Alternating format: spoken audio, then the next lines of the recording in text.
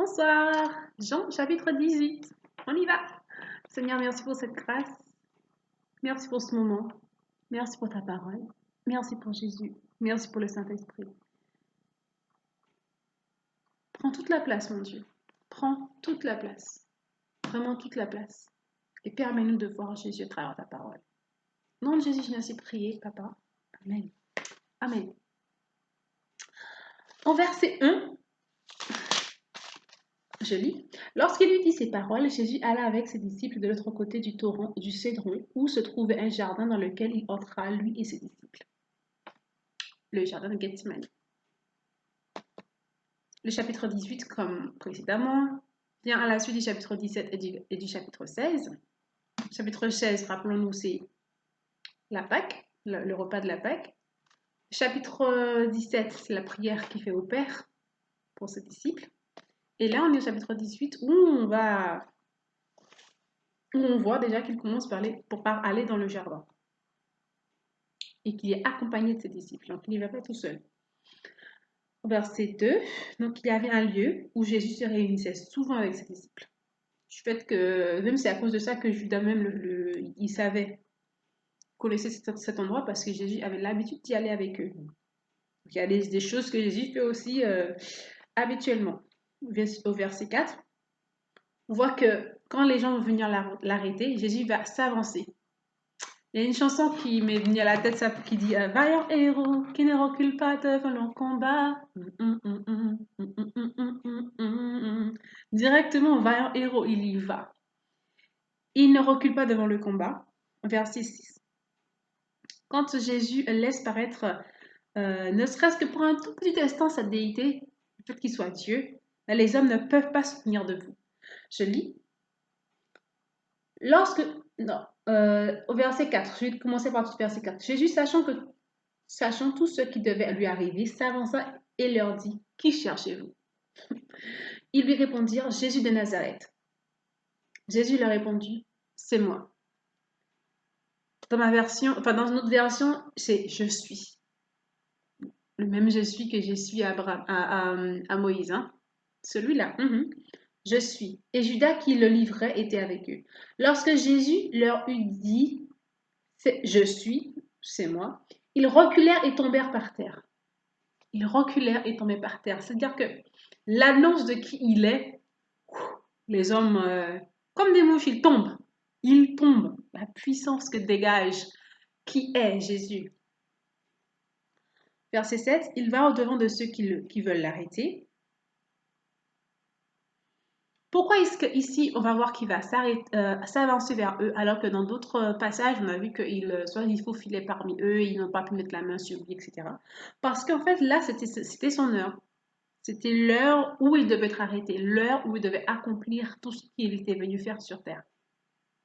Verset 8, il a là encore, on voit encore ce côté protecteur pour préserver ses disciples. Il dit, Jésus répondit, je vous ai dit que c'est moi. Si donc c'est moi que vous cherchez, laissez aller ceci. Là, il les protège, et encore en posture, non seulement il va au-devant des choses, mais il est au-devant et il protège les siens. Verset 9, donc, il dit cela afin que s'accomplisse la parole qu'il avait dite, je n'ai perdu aucun de ceux que tu m'as donnés. Il accomplit pleinement ce pourquoi le bon berger. Franchement, j'ai cette notion de berger quand je lis ce passage, Jésus qui agit là encore en tant que berger, bien qu'en étant livré, entre guillemets, parce qu'en vrai, on sait très bien que c'est Jésus qui allait vers eux. Hein. À aucun moment, il dit je suis seulement et tombe. Donc si vraiment Jésus voulait pas qu'on lui mette la main dessus, ils n'auraient pas touché Jésus. On le sait, hein? On sait. Si vous ne le savez pas, maintenant vous savez. À aucun moment là, Jésus était impuissant. Aucun moment. Bien au contraire. C'est lui-même qui dirigeait les choses. Il a toujours été maître. À aucun moment, quelqu'un a été maître de lui. Jamais. Cela ne s'est jamais produit, ne se produira jamais. Jésus est toujours maître de la situation. Au verset donc 20, ouais, on fait un grand saut parce qu'après là, ça va être les hommes qui vont se mettre à parler. Jésus répondit, j'ai parlé ouvertement au monde, j'ai toujours enseigné dans le synagogue et dans le temple où tous les juifs s'assemblent et je n'ai rien dit en secret. Donc la parole de Dieu C'est quelque chose qui est dit ouvertement. C'est pas quelque chose de secret. Encore aujourd'hui, on va voir, c'est, elle est prêchée ouvertement. On n'est pas là en train de dire oui, on a un secret, on va le garder pour nous. Rien que nous, dans notre petit coin là, on va pas le dire aux autres. Surtout pas qu'ils entendent, hein, parce que non, on veut pas. Parce qu'ils risqueraient de venir, bien au contraire, on va au-devant des gens pour leur apporter cette bonne nouvelle, pour leur apporter la parole de Dieu. Jésus, il a fait pareil. Il était là, dans les synagogues, là où se trouvaient les Juifs. Même à certaines occasions, on sait que les Juifs venaient vers lui. Bref, mais Jésus a parlé ouvertement pendant son ministère ici-bas. Verset 21, on voit qu'il a dit répondant, pourquoi m'interroges-tu? Interroge sur ce que je leur ai dit, ceux qui m'ont entendu, voici ceux-là savent ce que j'ai dit. Donc les Juifs, ceux qui étaient autour de lui, ils savent. J'ai rien dit, j'ai rien dit de secret. Au verset 27, on voit là encore l'accomplissement de la prophétie que Jésus avait donnée à Pierre avec exactitude. 3 fois, Pierre a renié Jésus juste avant que le coq chante. Au troisième reniement, juste après le coq chante.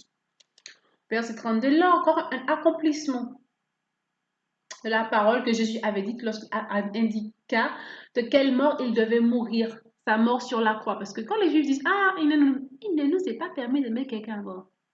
Je suis désolée, quand tu vas au livre d'Exode là-bas, dans Lévitique, et qu'on dit que si quelqu'un même il blasphème contre Dieu, tu le lapides, tu le tues, tu le tues, tu le lapides à mort. Donc, mais là,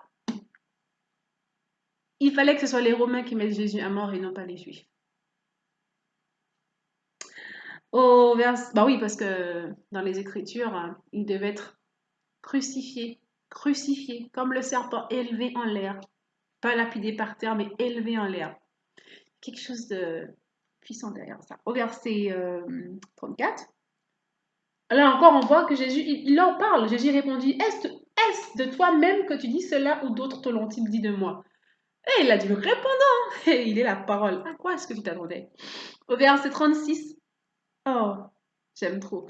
Il dit, mon royaume n'est pas de ce monde, répondit Jésus. Si mon royaume était de ce monde, mes serviteurs auraient combattu pour moi afin que je ne fusse pas livré aux Juifs. Mais maintenant, mon royaume n'est pas ici-bas. Et verset 37, trop beau. Pilate lui dit, tu es donc roi?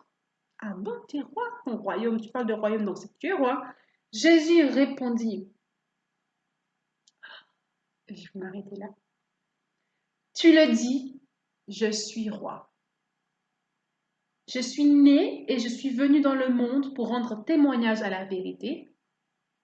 Quiconque est de la vérité, écoute ma voix. Alors, est-ce que tu fais partie du royaume de Jésus? Est-ce que Jésus c'est ton roi? Est-ce que tu écoutes sa voix? À la prochaine!